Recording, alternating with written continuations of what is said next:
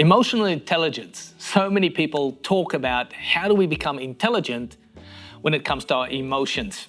Now, the first thing what you want to know is what is driving emotion?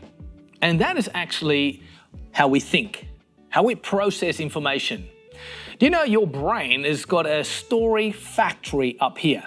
It's a machine that produces stories. We've got stories about everything. I can just say a word, Nike, Coca-Cola, McDonald's, and your brain is making up stories. Good, bad, disgusting, yes, no, love it, don't. If I say Hawaii, if I say diving with sharks, skydiving, rock climbing, even if I say, let's go horse riding, some people would go, wow, fantastic. The next person would go, I am so scared. You say, why? You say, because I believe that horse is going to kick me, bite me, it's going to run away with me.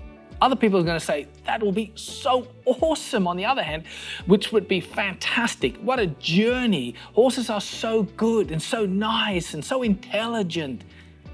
It's the same concept, it's a horse. But how we process information will determine how we're going to feel about it. Now, maybe you feel sometimes that people are against you. I won't be able to achieve something in life. I don't think I'm good enough. Whatever you feel that way, it's okay. It's just an emotion. You feel I'm not good enough. What I want you to do is if you want to become emotionally intelligent, you need to go back to your stories. What are you constantly telling yourself about yourself? I'm too tall, I'm too short, I'm too fat, I'm too thin, I'm too old, I'm too young. It's because I don't have hair, isn't it? Now, the stories that your brain is processing is going to create your emotions. So if you want to become emotionally intelligent, don't suppress your emotions because that is definitely not what you want to do. That doesn't make you intelligent. It actually just creates a pressure pot situation where you're going to get to a point where you don't feel happy, you become depressed because you suppressed all your emotions.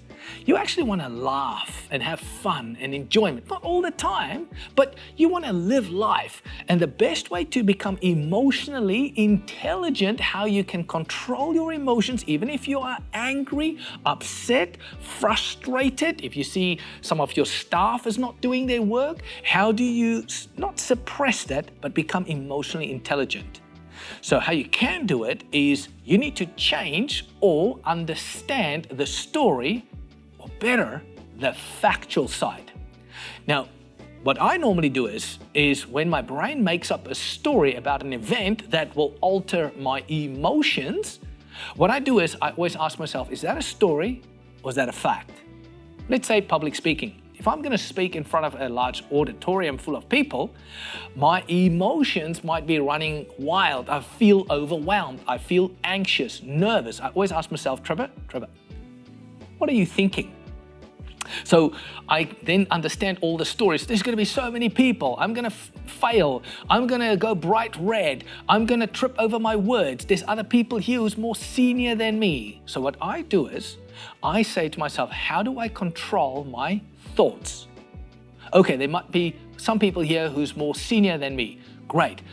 But can I tell them something today that'll help them to improve their life, to be able to optimize their inbox in their emails? Can I help them with time management? What am I known for or an expert in? So I would rather go back into changing that story in my head if I can, and the factual side, looking at it head on and say, I've got something that I can help, or even just remind them about, or I've got research that I've done and I believe I can truly help people. I even speak facts like, hey, I've studied a degree in this area. I wrote a book. I'm an author on this topic.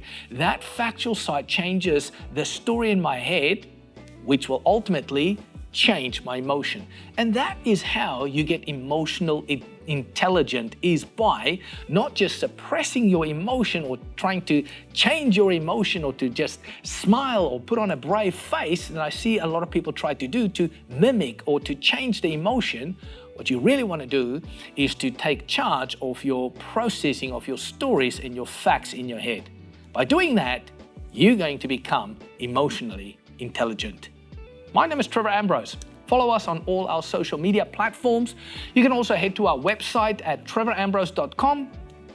We have some free videos there that you can follow along, and leave us a comment below. We'd love to hear from you.